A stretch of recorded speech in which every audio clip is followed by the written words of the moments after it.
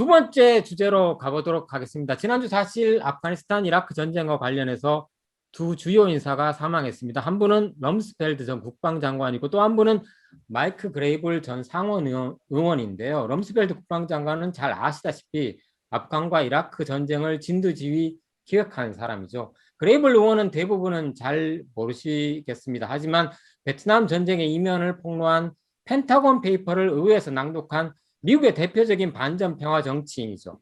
이라크 전쟁 당시에도 끝까지 전쟁을 반대했고 반전을 화두로 두 번의 대통령 선거에도 출마한 사람입니다. 두 상반된 대표 인물이 사망하면서 9.12 이후 테러와의 전쟁도 한 장을 마감하는 것이 아니냐는 생각이 드는데요.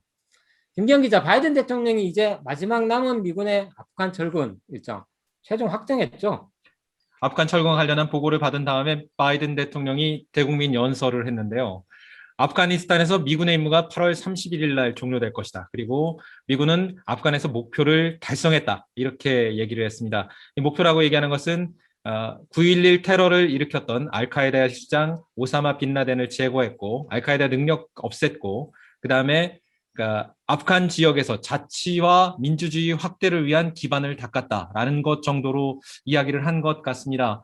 그런데 이런 철군 결정 자체가 갖고 있는 의미가 미국 내에서는 이게 지난 70년대에 있었던 베트남 철군과 조금 더 비슷한 상황이 아닌가라는 우려들을 많이 내놓고 있어요. 미국이 전 세계에서 민주주의를 지키기 위한 전쟁을 하긴 했다라고 얘기를 하는데 20년 넘게 지탱해왔고 지속해왔던 전쟁의 끝마무리를 사실은 탈레반이라고 얘기하는 세력을 완전히 없애지도 못했고 지금 그 미군이 철군한 다음에 그 아프가니스탄 전체가 예전에 탈레반이 다시 집권하는 방식으로 돌아갈 수 있는 가능성이 상당히 높다라는 이야기들이 나오고 있는 상황에서 서둘러서 이 문제들을 해결하고 있는 것 아닌가라는 문제 제기를 많이 하고 있고요. 탈레반 자체는 이런 상황에서 자기네가 예전에 미국을 비롯한 다른 서방 국가들에게 받았던 테러 국가라는 이미지를 없애기 위해서 상당히 노력하고 있는 상황이다. 이렇게 볼 수 있을 것 같습니다.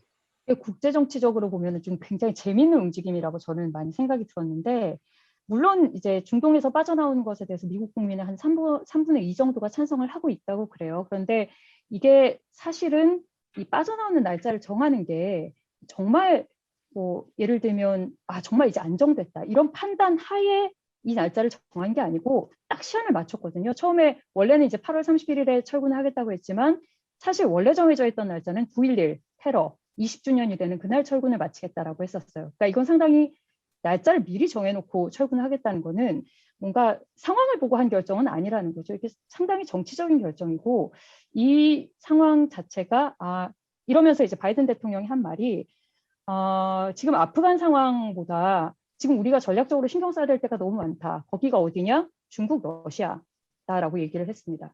그 얘기는 오바마 대통령 때, 그러니까 바이든 대통령이 부통령 때부터 이제 같이 활동을 했었잖아요. 오바마 대통령 때부터 있었던 기조, 그러니까 뭐 피보트 아시아라고 하죠. 아시아로의 회귀 혹은 뭐 재균형 정책이다. 그래서 중동 쪽에 그동안 너무 무게가 가 있었던 정책을 이제 아시아 쪽으로 옮기겠다라는 정책을 오바마 정부에서 택하고 있었는데 이걸 뭔가 그대로 이어가는 듯한 사실 말인 거죠. 중국과 러시아가 굉장히 지금 심각한 상황이니까 이걸 방어하기 위해서 중동에서 우리는 좀 발을 빼겠다.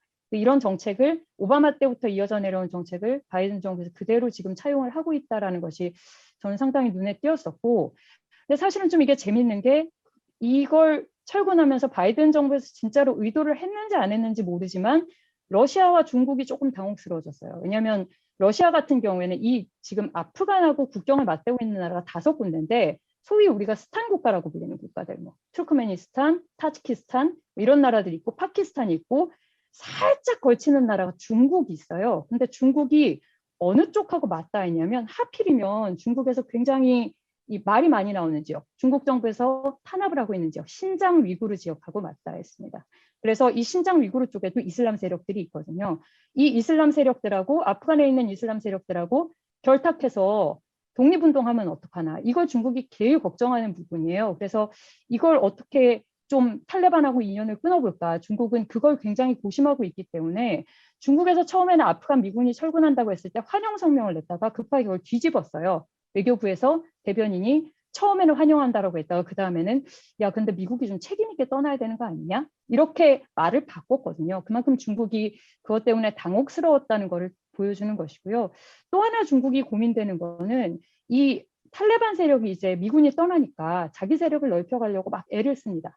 그러니까 아프간 정부 세력, 미군하고 이제 같이 일을 했었던 아프간 정부 세력이 이제 코너에 몰리게 되잖아요. 그래서 이제 점점 도와달라고 사정을 하는 국가들이 생기는 거죠. 그게 바로 중앙아시아 다른 나라들, 아까 소위 말씀드린 투르크메니스탄, 타지키스탄, 우즈베키스탄 같은 스탄 국가들하고 그리고 중국인 거예요. 왜냐하면 중국이 그동안에 경제 회랑 이런 식으로 계속 이 중앙아시아 국가들한테 발을 뻗으면서 경제적으로도 많이 도와줬거든요. 그러다 보니까 이 경제 상황을 이때까지 우리를 도와줬는데 지금도 우리를 도와줘야 되지 않겠어? 책임 있는 행동을 해봐. 너희는 강대국이니까 라고 이스탄 국가들이 중국에 요구를 하는 거예요.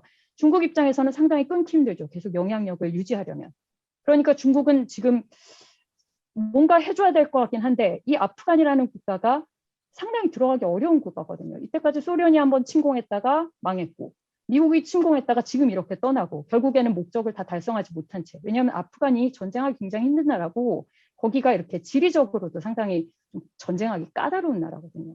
그래서 중국도 나도 그렇게 되면 어떡하나 싶으니까 쉽게 못 들어가면서 계속 미군이 저렇게 떠나면 어떡하지? 걱정을 하는 거예요. 러시아도 마찬가지 입장이에요. 러시아도 중앙아시아 국가들하고 친했으니까. 옛날에는 러시아였잖아요. 그러니까 똑같이 중앙아시아 국가들이 요구를 합니다. 러시아 우리 좀 도와줘야 되는 거 아니니? 근데 러시아는 옛날에 한번 소련 시절에 아프간에 들어갔다가 폭망한 기억이 있거든요. 그러니까 러시아도 함부로 들어가지 못하는 거죠. 그래서 사실은 미군의 철군이 단순히 미군 철군으로 끝나는 게 아니라 중국과 러시아 같은 미국과 대항하는 국가에 여러 가지 숙제를 안겨주고 있는 그런 문제기도 해서 상당히 지형, 그러니까 국제정치 지형, 중동을 둘러싼 국제정치 지형에서도 좀 의미 있는 행보다 이렇게 볼 수는 있는 거죠. 그럼 질문이 있는데요. 네. 중동에서 미군이 철군하면은 이 지역을 우리가 계속해서 역사 시간에 배운 게 중동은 아시아의 화약고다라는 거잖아요. 네.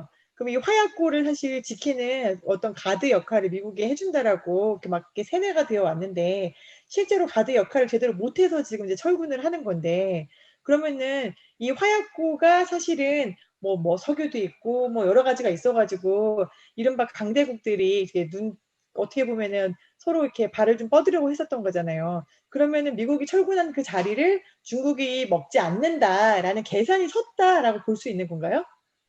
미국으로서는 사실 저는 미국의 생각을 정확하게 알 수는 없는데 그 아프가니스탄 자체를 중국이 함부로 들어가기 힘들 거라고 판단했다고 봅니다. 왜냐하면 미국도 중국이 지금 어떤 상황인지 알거든요. 신장 위구르 때문에 걱정하는 것도 알고 중국이 거기 들어갔을 때도 우리가 성공하지 못했으면 누구도 성공하지 못했을 거라는 좀 믿음 같은 게 저는 있었을 거라고 봐요. 그리고 사실 중동을 뭐 지금 아프가니스탄 전에서 미국이 떠난다고는 하지만 아프가니스탄이 또 중동 전체는 아니잖아요. 사실 뭐 그런 뭐 오일을 둘러싼 싸움이라든가 이런 것은 뭐 이란 뭐 다른 나라들이 또 많기 때문에 아프가니스탄에서는 더 이상 있어봐야 우리가 얻을 게 없다고 판단했고 그럼에도 불구하고 다른 나라도 여기를 쉽게 먹거나 쉽게 차지하지는 못할 것이다라는 계산이 좀 섰다고 저는 생각을 합니다. 근데 아프가니스탄이 중동 맞아요? 중동에 걸쳐 있죠. 정확히 말하면. 음. 중동이라고 우리가 보통 이렇게 왜 사우디반도를 중동이라고 많이 아라비아 얘기를 반도 하는데 그렇죠. 광범위한 예. 그러니까 광범위하게 사우디아라비아와 보면은 이라크, 중동의 그다음에 네, 뭐 터키가 될지 안 될지는 모르겠지만 네. 그 언저리에 있는 나라들, 요르단이라든지 뭐 이스라엘, 시리아 이런 나라들을 의미하는 것 같은데 이쪽은 약간 우리가 내륙으로 보통 들어와 있죠. 예, 사실은. 네, 우리가 약간은 예. 파키스탄하고 지금 아프가니스탄이 국경을 맞대고 있는데 보통 뭐 이렇게 분류를 여러 사람이 다 다르게 합니다만은 파키스탄까지는 보통 아시아로 보고 아프가니스탄부터는 중앙아시아라는 이름으로 부르거나 아니면은 범중동권이라고 보기도 하는 것 같아요. 아무래도 이슬람 같은 것들이 좀 예, 결국 이제 한 시대가 마감하는 것 같아요. 그러니까 그러니까 저희 이제 국제 저널리즘 취재하는 이제 저널리스트들은 9.11 사태가 어떤 획기적인 그러니까 선을 그었죠. 사실 9.11 이전과 이후가 취재도 달랐고 세계를 보는 관점도 달랐고